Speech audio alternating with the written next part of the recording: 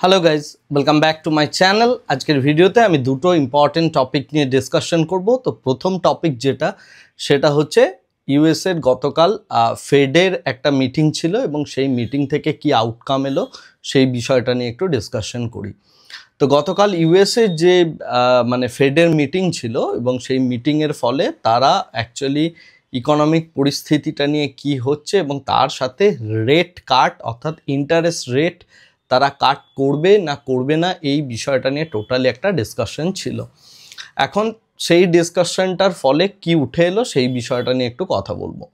তো প্রথম কথা হচ্ছে যে ফেডের যিনি চেয়ারম্যান জেরম পাওয়েল, উনি যে কথাটা বলেছেন যে ইনফ্লেশনের সাথে আমরা কনস্ট্যান্টলি ফাইট করে যাচ্ছি এবং ইনফ্লেশনের সাথে এই ফাইটটা করতে গিয়ে যেটা আমাদের করতে হয়েছে সেটা হচ্ছে ইন্টারেস্ট যেটা আছে অর্থাৎ ইন্টারেস্টকে হিউজ পরিমাণ বাড়াতে হয়েছে, রাইট? কিন্তু এবং সেই ইন্টারেস্ট রেট বাড়িয়ে আমরা বিগত প্রায় 1 থেকে 1.5 বছর একটা হিউজ ইন্টারেস্ট রেটের ওপর বেস করে ইউএস ইকোনমি দাঁড়িয়ে রয়েছে এবং তার ফলে ইনফ্লেশন কিছুটা কন্ট্রোলে এলেও তাদের যে এমপ্লয়মেন্টের যে ডেটা সেটা কিছুতেই বাড়ছে না এবং গ্রোথ আসছে না ইকোনমির মধ্যে। তো গ্রোথ আনার জন্য তারা যেটা বলছে এবারে তাদের রেট কাটটা করতে হবে এবং জেরম পাওয়েলের মুখ থেকে যে কথাগুলো কালকে রাত্রিবেলায় উচ্চারিত হয়েছে তাতে যেটা বোঝা যাচ্ছে যে সেপ্টেম্বর কোয়ার্টারে তারা কিন্তু 50 বেসিস পয়েন্ট অর্থাৎ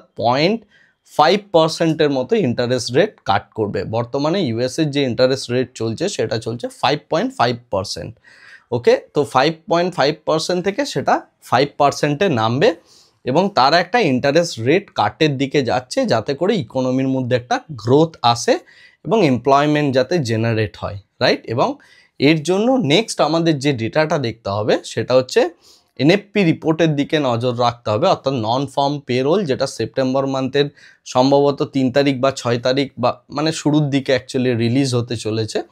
সেই নন ফার্ম পেরোল যদি ঠিকঠাক না আসে তাহলে বা আসে যাই হোক না কেন ইউএসের ফেড যেটা ডিসিশন নিচ্ছে তারা একটা রেট কাট করবে।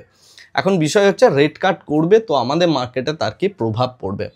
গতকাল এই নিউজটা যখন ইভিনিংয়ে এসছে, আসার পরে ইউএস মার্কেট মোটামুটিভাবে 1%-এর কাছাকাছি বেড়েছে। 1.1, ন্যাসড্যাক 1.47%-এর কাছাকাছি, অর্থাৎ অলমোস্ট 1.5%-এর কাছাকাছি একটা র্যালি দিয়েছে, রাইট?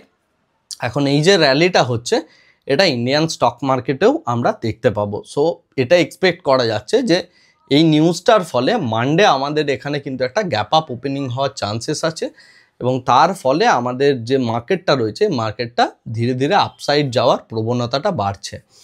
এখন আমার যেটা মনে হয় এটা সম্পূর্ণভাবে আমার ব্যক্তিগত অভিমত, আমার কথা ভুলও হতে পারে ঠিকও হতে পারে, বাট আমি যেভাবে micro economy macro economy study করি তাতে যে জিনিসটা দেখতে পাচ্ছি যে সেপ্টেম্বর মান্থের মধ্যে 25,500 ক্রস করে 26,000-এর কাছাকাছি জায়গায় যাওয়ার একটা প্রবণতা রয়েছে নিফটির, অর্থাৎ এখনও 1000 পয়েন্টের কাছাকাছি র্যালি এবং এই উইকের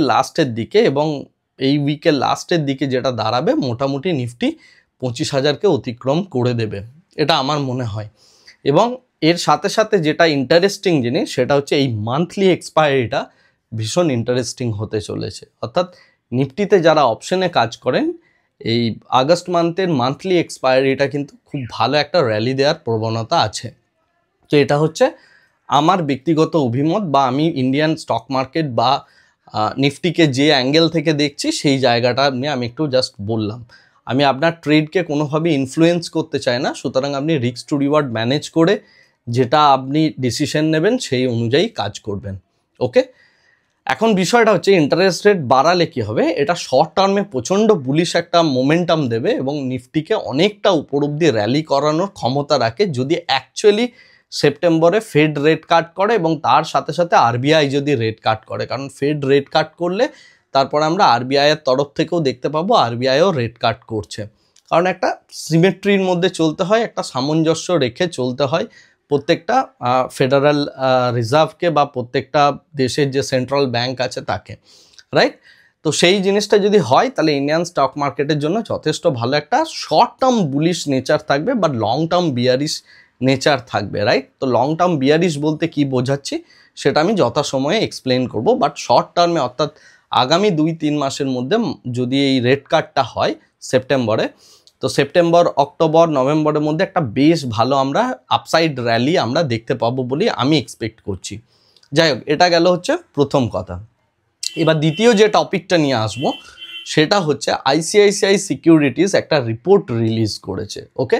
এবং সেই রিপোর্টটা রিলিজ করেছে জেনারেলি মাজাগাঁও ডক কর্পোরেশন অর্থাৎ ম্যাসডক যে স্টকটা আছে, এবং তার সাথে সাথে আমাদের জি শিপ বিল্ডিং যে স্টকটা আছে, এই দুটো স্টক নিয়ে আইসিআইসিআই সিকিউরিটিজ একটা রিপোর্ট পাবলিশ করেছে।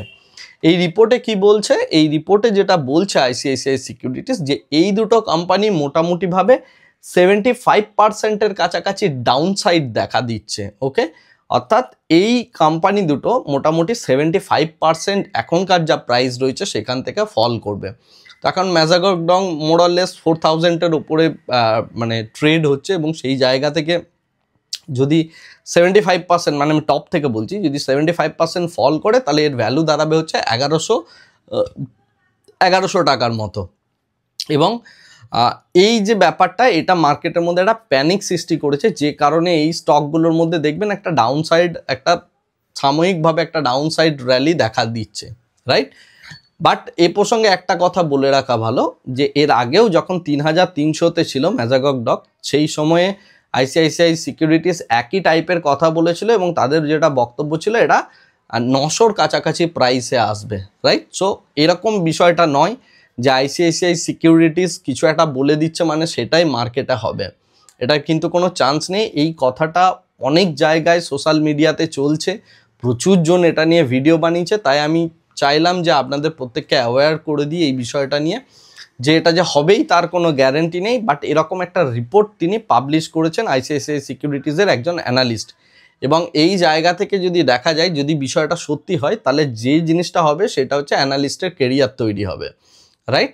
অর্থাৎ সে যা বলে সেটাই হয়, এরকম একটা ভাবে জিনিসটা পোর্ট্রে হবে পুরো মার্কেটের মধ্যে, তার কেরিয়ারটা তৈরি হবে। বাট সেই কারণে বলছি, যদি একটা আপনি এই সমস্ত স্টকগুলোর মধ্যে ইনভেস্টেড থাকেন, একটু কড়া নজর রাখুন, এবং তার সাথে যদি খুব বেশি ডাউন সাইড দেখেন, এক্সিট করার প্ল্যান করবেন, পুনরায় আবার এন্ট্রি নিতেই পারেন।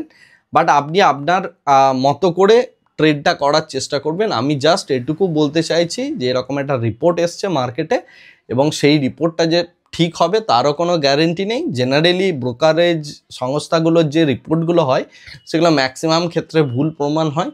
আপনি যদি দেখেন মোটামুটি 70% রং প্রুভ হয়। তো সেই কারণে আমার মনে হয় যে যেহেতু এই কোম্পানিগুলোর মধ্যে একটা বেশ ভালো বুলিশনেস রয়েছে, এবং শুধু বুলিশনেস রয়েছে না, এদের অর্ডার বুকটা ভালো, এবং প্রফিট গ্রোথ বা বাকি সমস্ত দিক থেকে যে গ্রোথটা রয়েছে সেই গ্রোথের স্ট্রাকচারটা দেখা দিচ্ছে। যদি না কোনো ভিতরের ইন্টারনাল কিছু খারাপ নিউজ থাকে, তাহলে এই স্টকগুলো কিন্তু জেনারেলি এতটা পরিমাণ ফল করার কথা নয়। তো যাই হোক, এটা ছিল আমার আজকের ভিডিও। আশা করি ভিডিওটা আপনার ভালো লেগেছে। এছাড়া বেশি কিছু আমি বলবো না আজকে, কারণ বেশি কিছু বলার নেই, ইনফ্যাক্ট মার্কেটও বন্ধ। তো আমি আজকে ভিডিওটা এখানেই শেষ করছি। Thank you very much, bye bye, tata.